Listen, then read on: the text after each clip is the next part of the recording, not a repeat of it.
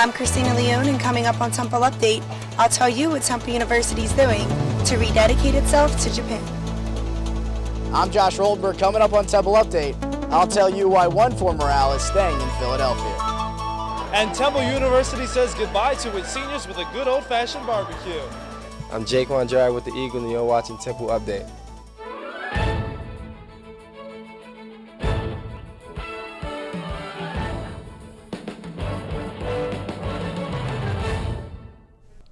Hello and welcome to this hour-long special edition of Temple Update. I'm Jennifer Lee. And I'm Josh Filomeno.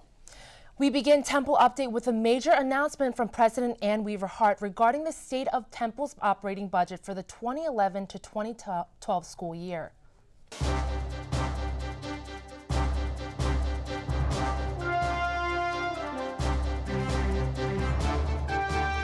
In response to Governor Tom Corbett's budget proposal for cuts in education funding, Temple's President Ann Weaver Hart has announced the university's budget plans for next year. I had the chance to sit down and speak with her earlier this week. For the past few months, many Temple students, parents, and staff have been fighting against the proposed cuts in state funding for education. President Hart says that next year is not going to be easy.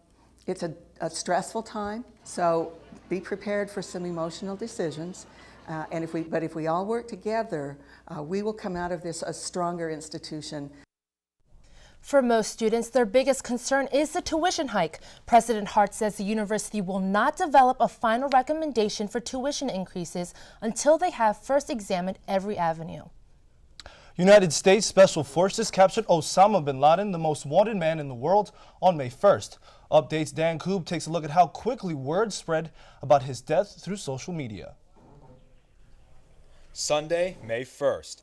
U.S. SEALs stormed the compound of terrorist and mastermind of the 9/11 attacks, Osama bin Laden.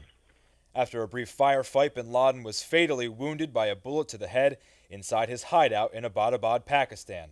President Barack Obama said the killing of bin Laden brings justice to the war on al-Qaeda. The death of bin Laden marks the most significant achievement to date in our nation's effort to defeat al-Qaeda.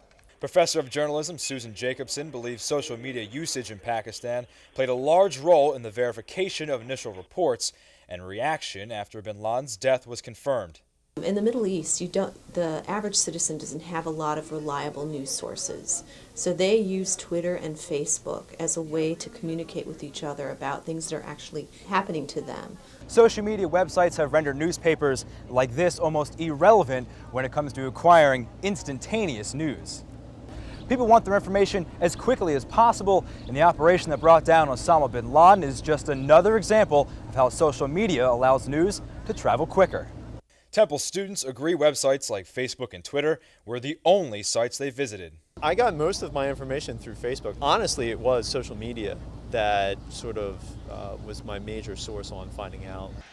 The impact of social media was felt during the 9th inning of a 1-1 baseball game in South Philadelphia. Before President Obama's announcement, word of Osama bin Laden's death had reached Citizens Bank Park.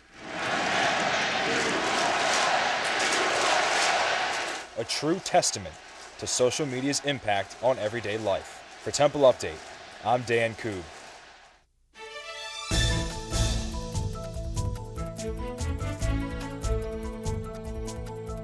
Temple University held an event on main campus on May 2nd to show its continued support of the Temple campus in Japan. We have two reports, first from Megan McNerney with details on the ceremony, and second from Kristina Leone on one TUJ student and his personal commitment to Japan. The eye of Jiruma is seen as a symbol of perseverance and good luck in the Japanese culture. President Ann Weaver Hart will attend the TUJ graduation in June, will show a color in the second eye of the Jiruma doll. Reporting for Temple Update, I'm Megan McNerney.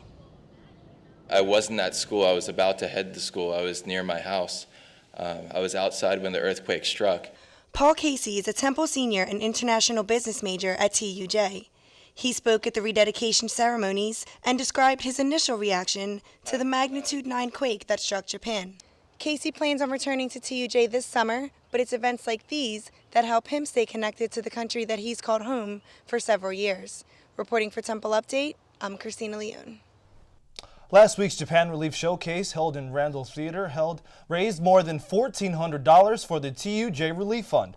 Temple's theater department and Alpha Psi Omega teamed up to make the fundraiser possible. The event was headlined by a performance of Temple Theater's most recent production, A View from the Bridge. Still to come on this special edition of Temple Update, a group of Temple girls with a common interest came together to raise awareness for a problem that a lot of people deal with. And Philadelphians laced up their shoes and headed down Broad Street for a little run. Temple Update will be right back.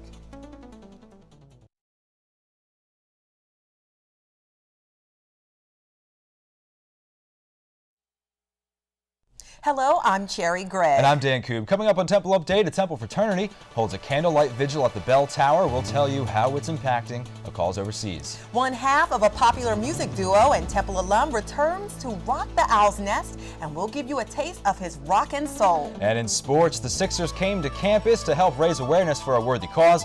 Josh Rotenberg will be here to give you the inside scoop. All that and much more coming up on Temple Update. Hello, I'm Isabel Garcia. And I'm Faluke Dennis. Coming up on Temple Update, we have full coverage of a campus-wide walkout and protest that led students down Broad Street to support the Occupy Philadelphia movement. Sharnae Smith shows us where to get some tasty food at the Reading Terminal Market in Center City. And in sports, the football team took on MAC rival Bowling Green in a pivotal in-conference game.